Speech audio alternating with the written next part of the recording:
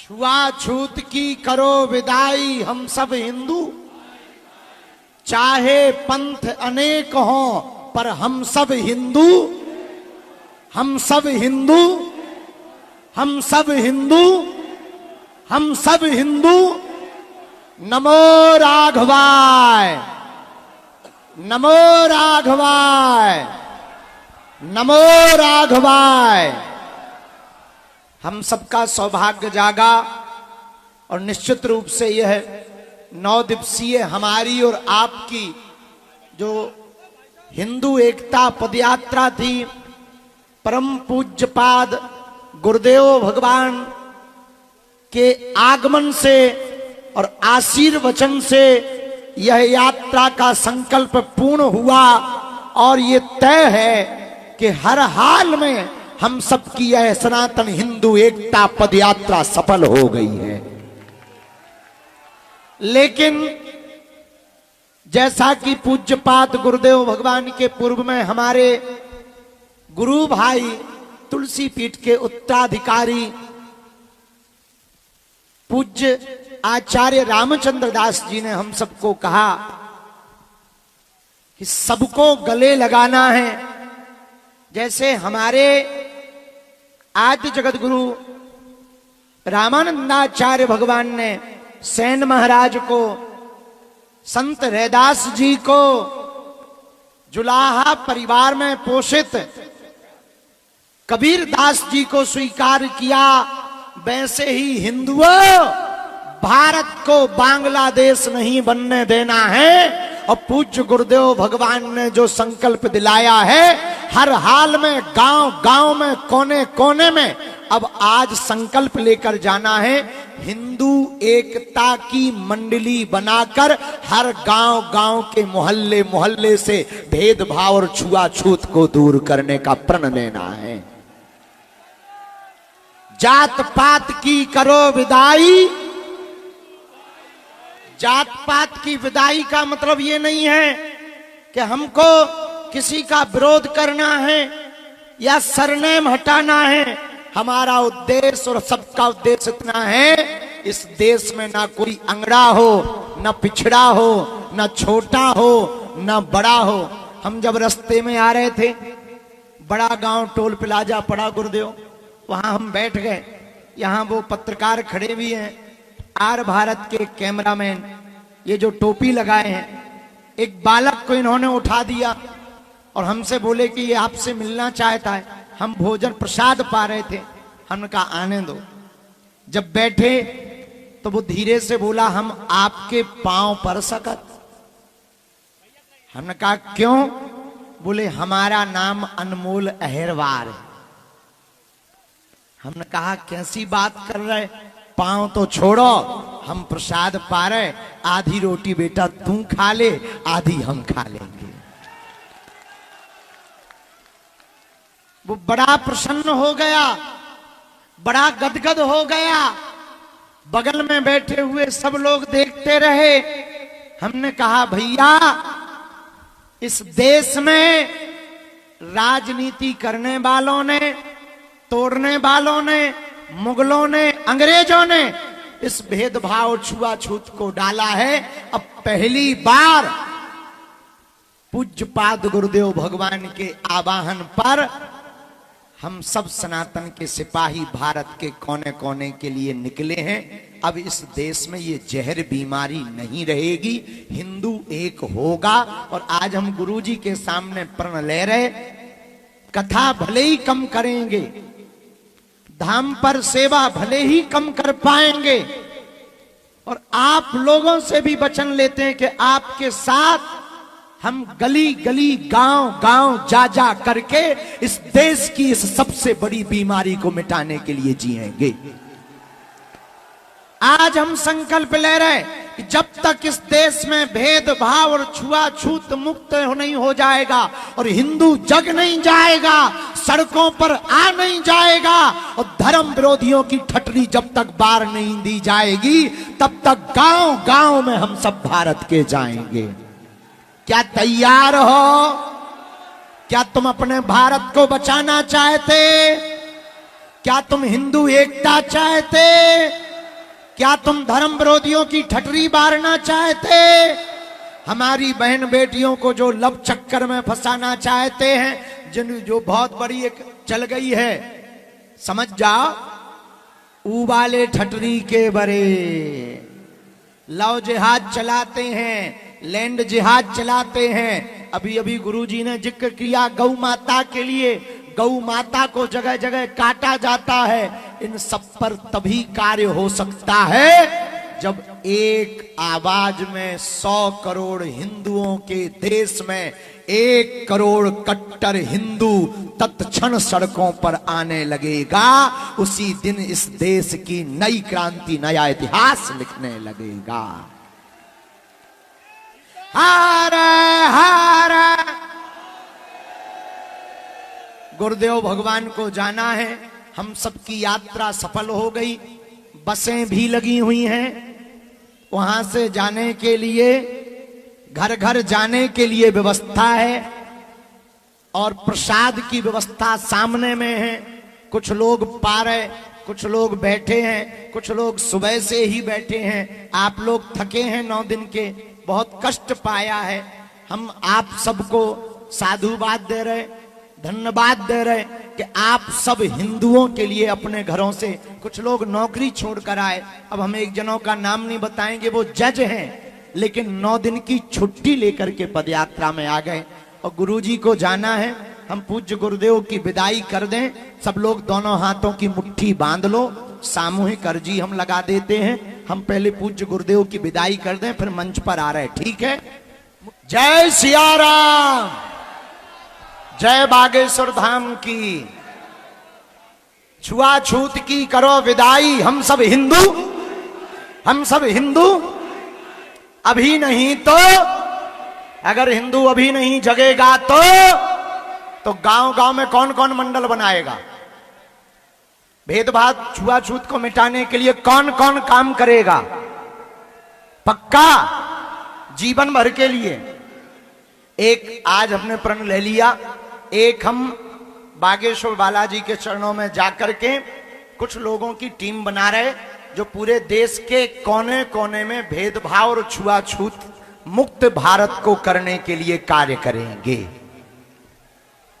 सभी को साधुवाद, धन्यवाद। जिन्होंने इस पदयात्रा के मध्य में सेवा की, स्वागत किया, उनको भी साधुवाद।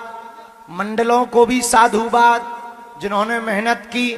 आप सब जो संकल्प में आए, राम राजा की भूमि अयोध्या में बैठे हैं, हम बालाजी के चरणों में और राम राजा सरकार के चरणों में प्रार्थना कर रहे।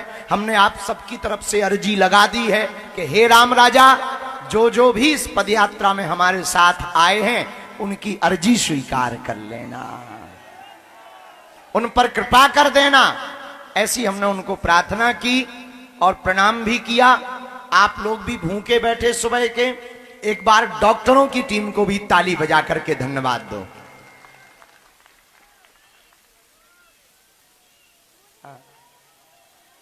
आप सब अगर आ सकें तो एक बार आ जाओ।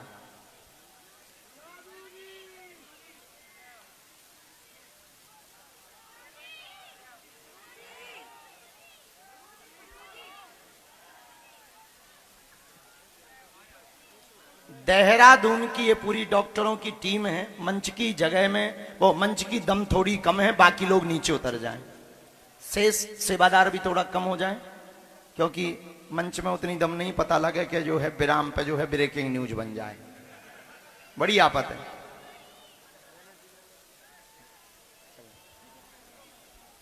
इन लोगों को भी ताली बजाकर धन्यवाद दो, बहुत मेहनत की।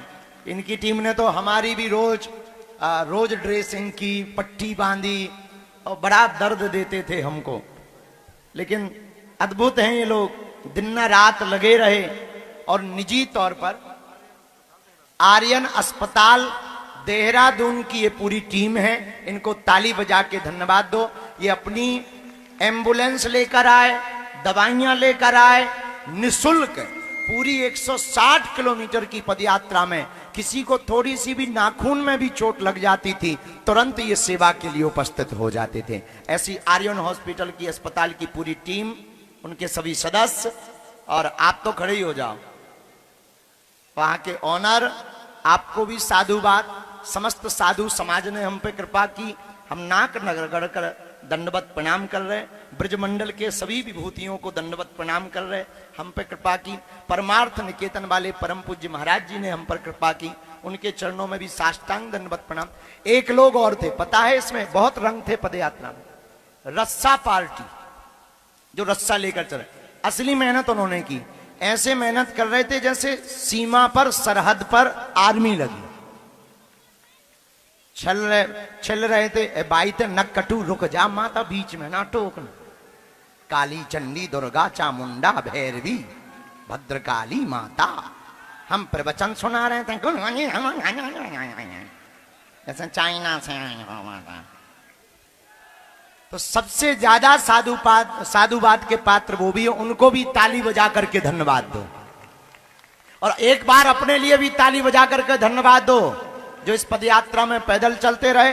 हारे हारे भेदभाव की करो विदाई, हम सब हिंदू, हम सब हिंदू, हम सब हिंदू। 1 घंटा रोज का तुम्हारा और हिंदू राष्ट्र, हिंदू राष्ट्र, हिंदू राष्ट्र, हिंदू राष्ट्र। और हिंदुओं, आने वाली पीढ़ियों के लिए आपको कुछ करना ही पड़ेगा। आजादी के बाद फिर से एक बार आजादी चाहिए। भेदभाव और छुआछूत से हम सबको आजादी चाहिए। आजादी के बाद फिर से नई एक लहर चाहिए। हिंदुओं में एकता। लोग हमसे पूछते, बाबा तुम चाहते क्या? हमने कहा हमें मंदिरों में भीड़, सड़कों पर तूफान चाहिए। हिंदुओं की कट्टरता से भरा हुआ हिंदुस्तान चाहिए।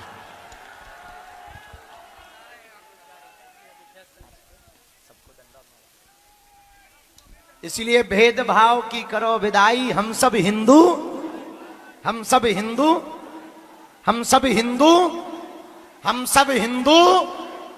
और ये पूरी यात्रा इसलिए अद्भुत रही, आध्यात्मिक रही, इसलिए रही कि बालाजी का मिलन राम राजा से हुआ है। दूसरी बात, पदयात्रा में तुम्हें दूसरा लाभ ये हो गया कि तुम्हें महाकुंभ में जाने के पहले ही कुंभ के दर्शन संतों के हो गए। तीसरा लाभ ये था कि आने वाली पीढ़ी कभी अगर तुमसे पूछेगी तो वो पूछेगी कि जब देश बर्बाद हो रहा था तब तुम क्या झक मार रहे थे। तब तुम भी कह सकते हो कि जब देश बर्बाद हो रहा था तब हम भी गिलहरी की तरह सड़कों पर उतर करके हिंदू एकता के लिए कार्य कर रहे थे। और हां, देश के इतिहास में आज की यात्रा का नाम तो लिखा जाए या ना लिखा जाए ये तो हमें पता नहीं है। इतना पता है कि राम राजा सरकार के चरणों में तुम्हारा नाम जरूर लिख गया है, और बागेश्वर बालाजी और सन्यासी बाबा के चरणों में जरूर नाम लिख गया है। मध्य प्रदेश की शासन प्रशासन और उत्तर प्रदेश की शासन प्रशासन भी बहुत धन्यवाद के पात्र हैं। उन्होंने खूब मदद की, पुलिस प्रशासन ने बहुत मदद की, सबने मदद की, उनको भी साधुवाद। आए हुए हमारे परिवार के सदस्यों को धन्यवाद देना नहीं है क्योंकि हमें फिर से साथ चाहिए। धन्यवाद इसलिए नहीं देना है कि फिर से साथ चाहिए, और फिर से चाहिए अभी नहीं, जिंदगी भर के लिए चाहिए। और जिंदगी भर के लिए इसीलिए चाहिए कि एक बार भगवान ध्वज लहरा जाए, हिंदू राष्ट्र हो जाए। हा, फिर देखो। अब तुम्हारी मर्जी है कि तुम अपनी आंखों से देखना चाहते कि नहीं देखना चाहते। हम तो लगे हैं, हम तो मेहनत कर रहे हैं। आज नया प्रण ले लिया, कथा चाहे कम करेंगे, दरबार धाम पर चाहे कम रहेंगे, पर गांव गांव बिछड़े पिछड़े लोगों के पास जाएंगे जो धाम बागेश्वर आ नहीं पाते और पुलिस के चक्कर में, वीआईपी प्रोटोकॉल के चक्कर में मिल नहीं पाते। अब वो नहीं आ पाते, वो नहीं मिल पाते तो क्या हुआ, हम जा करके उनको मिल लेंगे। इसलिए मिलेंगे गांव गांव कि वो अलीउल्लाह वालों के चक्कर में ना पड़ जाएं, वो धर्मांतरण ना कर लेवें, उन्हें ये ना लगे कि उनका कोई नहीं है।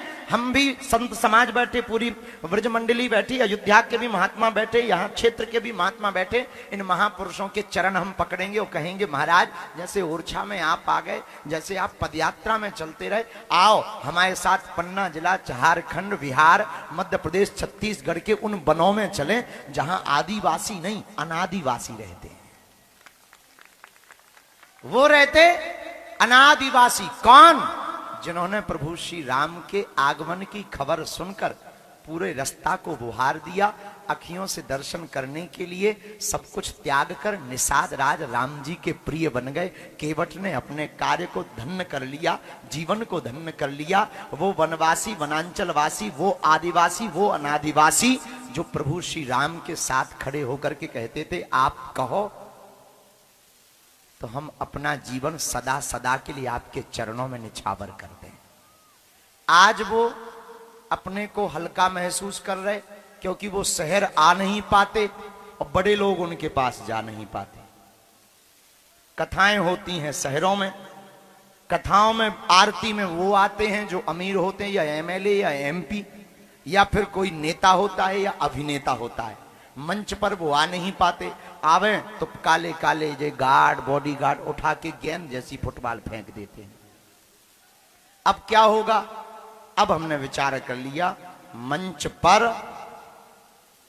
बड़े तो आते ही हैं, कभी कभी उनको भी बुलाया जाए जो सदा ताली बजाने के लिए आते हैं। उसका यही उपाय है कि आज हमने प्रण राम राजा के चरणों में ले लिया। क्या आप साथ में हो? लड़ाई लंबी है, समय की जरूरत है, हिंदुओं के लिए आवश्यक है, भारत को बचाने के लिए जरूरी है। बुरा ना मानना, हिंदू ही नहीं रहेगा तो हिंदुस्तान भी नहीं रहेगा, और हिंदुस्तान नहीं रहेगा तो फिर विचार कर लो तुम्हारी पीढ़ी का क्या होगा, तुम्हारी परंपराओं का क्या होगा, तुम्हारी रामचरितमानस और गीता का क्या होगा। हमने तो कमर कस ली है, तुम्हें भी कमर कसना है। इसका मतलब ये नहीं है कि तुम पूर्ण रूप से अपना बैग उठा के कल ही आ जाओ। हम तो मर जब भंडारो ही करवाओ। नहीं नहीं नहीं, जब जरूरत हो तब। उसके लिए एक हम नंबर जारी करें दे रहे, एक ग्रुप बनाए दे रहे, एक एक प्रभारी बनाए दे रहे, वो आपसे संपर्क करते रहेंगे। और हम लोग अब गांव गांव जंगल में जाकर के राम नाम का मंगल करेंगे, और संतों के साथ बैठकर गुरुदेव की आज्ञा, संतों की आज्ञा, इस मंच पर भी सभी महापुरुष विराजमान हैं, इन संतों से निवेदन करके 2-2, 3-3 दिन की कथा हम प्रार्थना करेंगे। महाराज साल भर कथा आप शहर में करो, देश में करो, विदेश में करो, पर शेष 3 दिन का समय मात्र उन वन में रहने वाले आदिवासी अनादिवासियों के लिए दे दो। उनका भला हो जाएगा, वो गौरवान्वित महसूस करेंगे, और उनको ही कथा का यजमान बनाया जाएगा। और उनसे कहा जाएगा तुमसे दक्षिणा लेनी नहीं है, तुमसे दक्षिणा में वचन लेना है कि तुम मर जाना पर कभी हिंदू धर्म छोड़ करके नहीं जाना। भारत एक नया इतिहास लिखेगा, भारत एक नई क्रांति लाएगा। और जो ये नारा दे रहे हैं कि भारत तेरे टुकड़े होंगे, सर तन से जुदा कर देंगे, देख लेना उनके आका जहां बैठे हैं उनका देश भी अपना होगा। हाँ, उनका देश भी अपना होगा। पर संग्राम है, संघर्ष है, ताली बजाने से काम नहीं चलना। तुम लोग इतने रील वाले आदमियों के मोबाइल उठाते हो, रील बनाते हो, फोटो खिंचाते हो, धक्का मुक्की खा के फोटो खिंचवाते हो और पोस्ट डालते हो कि देख लीजिए बागेश्वर बाबा की पदयात्रा में विचार विमर्श करते हुए। बुरा ना मानना, रील के जमाने में बहुत अच्छा है, जीना चाहिए, रील बननी चाहिए, पर रील के साथ साथ रियल में हम लोगों को उतरना पड़ेगा। और हम अपने सेवादार और आप लोगों से भी कहेंगे, आज तो पदयात्रा हो गई, अब क्या? अब यही है कि अब गांव गांव में हमारे सेवा, हमसे जुड़े हुए लोग पूछेंगे कि अब क्या करना है। अब यही करना है कि गांव गांव जाकर के हमें हिंदुओं को जगाना है। अभी ये मात्र 5 जिला जगह है। आप लोग कई प्रदेशों से आए, कई गांव से आए, कई शहरों से आए, कई मोहल्लों से आए। आप अपने घर के पास, आप अपने मकान के पास में कोई मंदिर होगा, मंदिर में सुंदरकांड करवाइए, पूरे मोहल्ला को बुलाइए, थोड़ी सी बूंदी या थोड़ी सी लाई चनौजी दाना रख करके बैठ जाइए, और जब वो आए तो यही बात बताइए कि कृपा करके एक हो जाइए। कृपा करके क्या हो जाइए? क्या हो जाइए? वो कहेंगे एक क्यों हो जाएं? तुम कहना अनेक हैं, तो बेटियां भग रही, अनेक हैं, हम लोग बटे हैं, विभाजित हैं, हम लोग हे दृष्टि से देखते हैं, घृणा करते हैं। उसका परिणाम यह है कि दूसरे मजा मार रहे हैं, अच्छा, हम लोगों को यह लगता है कि उनके घर बन रहे हैं, पश्चिम बंगाल वालों के अपने नहीं जले। हम लोगों को यह लगता है बांग्लादेश में होगा, अपना नहीं होगा। हम लोगों को यह लगता है उसकी बेटी भग गई है मुसलमान के साथ, अपनी नहीं जाने। इसीलिए तुम लोग हैरान हो, क्योंकि तुम तब जगते हो जब तुम्हारे घर पर पत्थर पड़ते हैं। तुम्हें तब समझ में आता है जब तुम्हारे। आज एक माता जी सुबह सुबह मिली, हम जहां बैठे थे ओरछा में, वो मिली। उनकी बात को सुनकर के हमारी आंखों में आंसू आ गए। उन्होंने कहा महाराज, हमारी आशा आसिया बन गई। और पूरा मोहल्ला हे दृष्टि से देखता है। हम मुसलमानों के खिलाफ नहीं हैं, हम ईसाइयों के खिलाफ नहीं हैं, हम उनके खिलाफ हैं जिन्हें भारत से प्यार नहीं है। भारत से प्यार का मतलब हिंदुस्तान में रहने वाला आदमी हिंदू है। जो जो इस देश में है सब सनातनी है। इस देश में जो भी रहेगा वो सनातनी ही रहेगा। क्यों? क्योंकि ये राम का राष्ट्र है, भगवान कृष्ण का राष्ट्र है।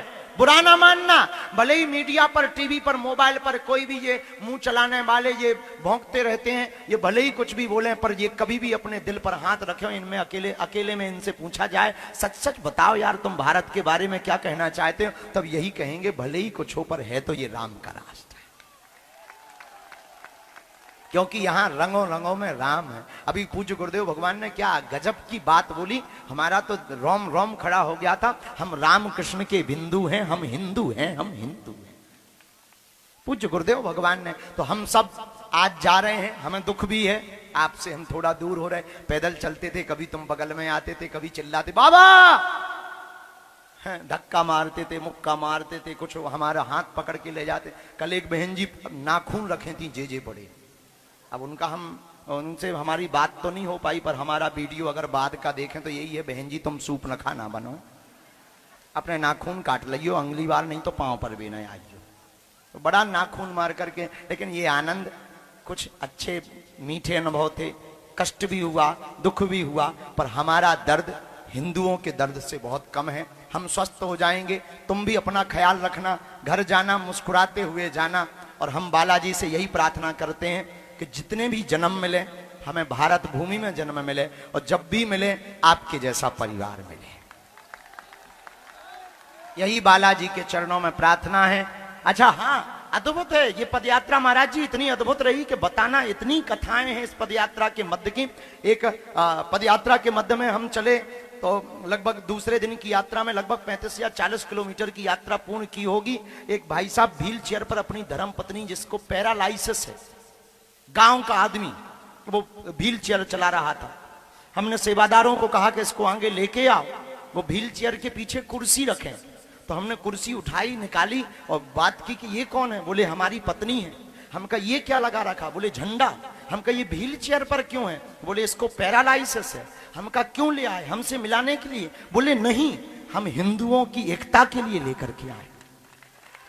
तो हमने कहा तुम पागल हो, इनको घर छोड़कर आते, तुम आ जाते। बोले घर पर कोई है नहीं, ना बेटा है ना बेटी है, हम अकेले हैं, और ये चल नहीं पाती, अपने हाथों से ये नित्य क्रिया नहीं कर पाती, कुर्सी पर बैठ करके नित्य क्रिया करती है। हमने कहा तुम इतने पागल क्यों हो? बोले गुरुजी हम इसीलिए पागल हैं कि हमारे बच्चे तो हमारा साथ देते नहीं हैं, पर कहीं किसी दूसरे के बच्चे बर्बाद ना हो जावे, वो मुसलमानों के चक्कर में ना पड़ जावे, इसलिए हम आपके साथ चल रहे हैं। हमने कहा नहीं नहीं, तुम बीच से वापस हो जाना।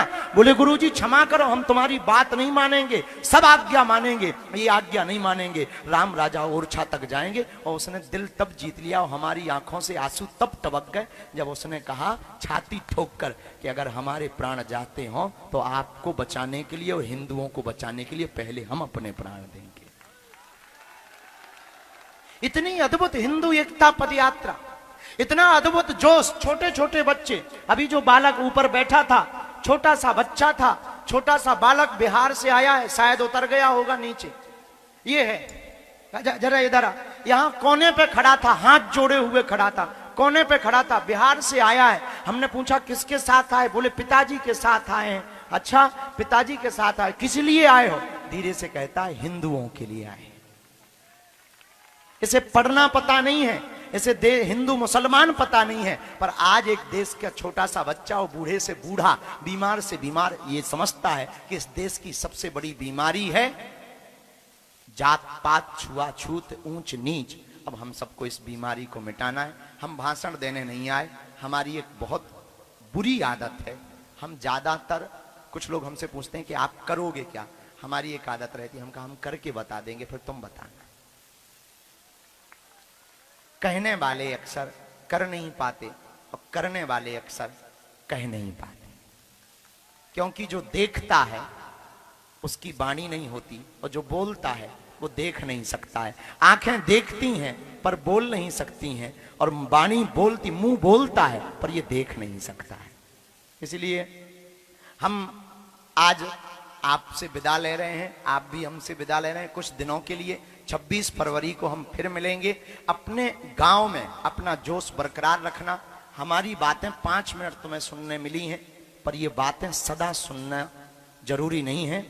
हम यही कहना चाहते हैं, एक धीरेन्द्र कृष्ण शास्त्री से हिंदू राष्ट्र नहीं बनना है। इस देश के हर घर से एक धीरेन्द्र कृष्ण शास्त्री होना चाहिए, तभी भेदभाव मिटेगा। हमारे तो दिल को छू लिया। हम बहुत जानते थे, परिचय बहुत पुराना था, सुना था, नाम जाना था और खूब कथा को सुना था। 1-2 बार मिलन भी हुआ। ब्रज की विभूति परम पूज्य श्री मृदुलकांत जी शास्त्री जी महाराज। लेकिन कल जब रात्रि में आपने माइक पकड़ा और एक बात बोली कि हम सफाई करने वाली मेहतरानी के साथ में एकादशी को सेवा करते हैं, तो हमारा गदगद हृदय हो गया कि हम अकेले नहीं हैं। इस देश में और भी बब्बर शेर घूम रहे हैं। 1 से 11 होंगे, 11 से 1100 होंगे, 1100 से 11,000 होंगे, और एक दिन ऐसा आएगा वो 11 लाख, 11 करोड़ और 110 करोड़ में परिवर्तित हो जाएंगे। इसीलिए भेदभाव की करो विदाई, हम सब हिंदू, हम सब हिंदू। अब सबको पुनः धन्यवाद। सेवा करने वाले हमारी धाम की टीम को धन्यवाद। तुम लोगों ने गद्दा ही गद्दा उठाए, दद्दा और गद्दा, तो खूब सेवा की। सबको साधुवाद। ये ध्वजा आपको घर पे लेके लगाना है, क्योंकि ये 9 दिन की पदयात्रा में अपने आप में सिद्ध हो गया। संतों की चरणों की, चलने वाले पदयात्रियों की चरणों की जो रज उड़ी है, उस रज के कण इस ध्वज पर बैठ गए हैं, और वैसे ही हनुमान जी बैठे हैं। तो निश्चित है अब इस ध्वजा में श्री हनुमान जी महाराज बैठ करके आपके घर की रक्षा करेंगे। आपका सामान जिनका भी रह गया हो धाम से मिल जाएगा। जो 10-20 बैग बचे हैं वो धाम पर हम पहुंचवा देंगे। बसें लगी हैं, भंडारा पालो, मुस्कुराओ, गीत गाओ। हम विदा ले रहे हैं। 9 दिन की ये यात्रा थी, फिर जारी होगी, संग्राम फिर जारी है। हमने किसी टीवी चैनल में कहा, किसी पत्रकार महोदया ने हमसे पूछा, महोदय नहीं महोदया ने हमसे पूछा कि आजकल कुछ दिनों से बाबा तुम चुप हो गए। तब हमने कहा कि क्षमा करिए डियर सिस्टर, कभी कभी शेर 4 कदम पीछे जाए तो उसको डरा हुआ मत समझ लीजिए। लंबी छलांग लगाने के लिए वो 4 कदम पीछे आता है। लंबी छलांग लगाने के लिए वो 4 कदम पीछे आता है। तो थोड़ा सा कथा करेंगे हम, इसलिए कथा करेंगे, गड्ढा पूरा करेंगे, व्यवस्था करेंगे, फिर अगली व्यवस्था। और आज तो हमको एक और कृपा मिल गई है। इस आयोजन प्रथम था, 9 दिन का, नए नए अनुभव हो रहे थे, क्या क्या चैलेंज आ रहे थे, रोज चैलेंज को पार कर रहे थे। हमारे धाम की समिति भी दिन ना रात सब बच्चे लगे रहे, सोए नहीं। पाँव में फपोड़े पड़ गए, उनके कट गए, रस्सा में भी कई लोग कट गए, 1-2 बच्चे गिर गए, टीबी वाले भी गिरे, यहाँ ये वाले भी गिरे, चोट खाते रहे, पानी के लिए कई बार मशक्कत भी करते रहे, लेकिन उन्होंने अपनी सेवा नहीं छोड़ी। हम जब रात को लेटते थे तो हमें दर्द होता था, पीड़ा होती थी, दबा लेते थे, ठीक होता था। पर हम मन में सोचते थे कि हमारे लिए तो इतना ख्याल ये लोग रखते हैं। बालाजी करें जो सन्यासी बाबा की 46,000 सेना है, वो इनका ख्याल रखे। तो सब जो साथ में चलने वाले सेवादार थे उन्होंने अटूट मेहनत की। लेकिन संग्राम फिर जारी होगा, इतिहास फिर दोहराया जाएगा। निश्चित है हिंदुओं के द्वारा ही इस देश में इतिहास दोहराया जाएगा और भारत एक नई आजादी देखेगा, देश को एक करने की, भेदभाव को मिटाने की, छुआछूत को मिटाने की, ये देश का हिंदू एक होगा। हमें भरोसा है करोड़ों हिंदू सड़कों पर आएंगे, जागेंगे, दूसरों को भी जगाएंगे। बस बात याद रखना, भेदभाव की करो विदाई, हम सब हिंदू, हम सब हिंदू। जो जहां से आए आपकी श्रद्धा को हम खूब खूब प्रणाम कर रहे हैं। बाकी सब कह दिया, जो कहना था बोल दिया। और भी अनुभव हैं, वो सब हम बीच बीच में कथा में बताते रहेंगे। अभी हमको ललक पद यात्रा हो गई, राम राजा के दर्शन बहुत प्यारे भय। आज उन्होंने चमकते हुए हल्के नीले वस्त्र पहन रखे थे, प्यारा सा चांदी का सिल्वर मुकुट था और काला मुख, बहुत प्यारी सी आंखें। और हमारी मैया जानकी जी खूब थापक थुआ, ब्रज भाषा में थापक थुआ कहते हैं, खूब थापक थुआ, हाँ, गाल चिपक्का थापक थुआ तिलक लगाए हुए थी, कंस पछाड़, हाँ, खूब तिलक लगाए हुए थी। बड़ा प्यारा सुंदर दर्शन था, बहुत प्यारा दर्शन था, अद्भुत आनंद हुआ। सबको धन्यवाद, दृश्य और अदृश्य शक्तियों को धन्यवाद। जो लोग अर्जी लेकर आए हैं, हम वचन दे रहे, आप पेशी शुरू कर दो, हम अर्जी पूरी करवा देंगे। बालाजी से प्रार्थना करके दोनों हाथों की मुट्ठी बांध लो, हम सामूहिक अर्जी लगा दें सबकी। कहो, हे बागेश्वर धाम प्रभु, हे बालाजी महाराज, हे सन्यासी बाबा, हे कलयुग के राजा, आपकी जय हो, आपकी जय हो, आपकी जय हो। हमारी अर्जी सुनो, हम पर कृपा करो, आपकी जय हो। मनी मन बालाजी को, सन्यासी बाबा को प्रणाम करो। 3 बार आप बोलेंगे, ओम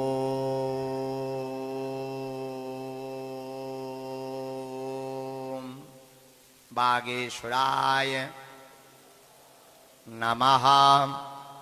ओम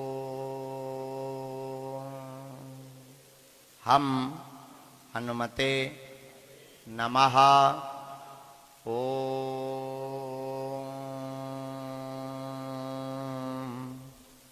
सन्यासी देवाय नमः। मनीमन बालाजी को प्रणाम करो, सन्यासी बाबा को प्रणाम करो, अपने अपने माता पिता और कुल देवताओं को प्रणाम करो। पूज्यपात सन्यासी बाबा का दिया हुआ ऐसा उपाय है, जिनकी अर्जी नहीं लग पाती, मिलना नहीं हो पाता, पर्चा नहीं बन पाता, वो अगर सामूहिक अर्जी लगाते हैं, लहसुन प्याज मांस मंदरा बंद कर देते हैं, महीने में 1 बार, 2 महीने में 1 बार, 3 महीने में 1 बार धाम की पेशी शुरू कर देते हैं, बिना पर्चा बने ही उनकी अर्जी स्वीकार हो जाती है और बागेश्वर बालाजी की कृपा हो जाती है। तो आप अर्जी जो भी लेकर आए हो, 3 बार मन ही मन बोलो, ओम ओम ओम।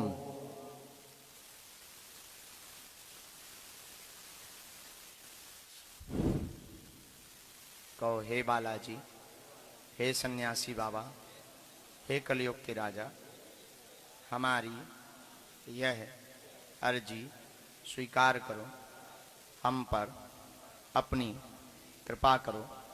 आपकी जय हो, आपकी जय हो, आपकी जय हो। मनी मन प्रणाम करके दाहिने हाथ की मुट्ठी का 3 बार उतारा कर लो, पीछे की तरफ छोड़ दो। बाएं हाथ की मुट्ठी का भी 3 बार उतारा कर लो, पीछे की तरफ छोड़ दो। दोनों हाथ आपस में मिलके ओम बागेश्वराय नमः, ओम बागेश्वराय नमः, ओम बागेश्वराय नमः। नेत्रों में लगा लो, शरीर में जहां पीड़ा है स्पर्श करा लो। बड़े भाव से दोनों हाथ उठा के बोलो, बागेश्वर धाम की, सन्यासी बाबा की, दिव्य दरबार की, राम राजा सरकार की, भारत हिंदू राष्ट्र की। पुनः आप सभी 26 फरवरी के लिए आमंत्रित हैं। कौन कौन आ रहा है? अच्छा ठीक है।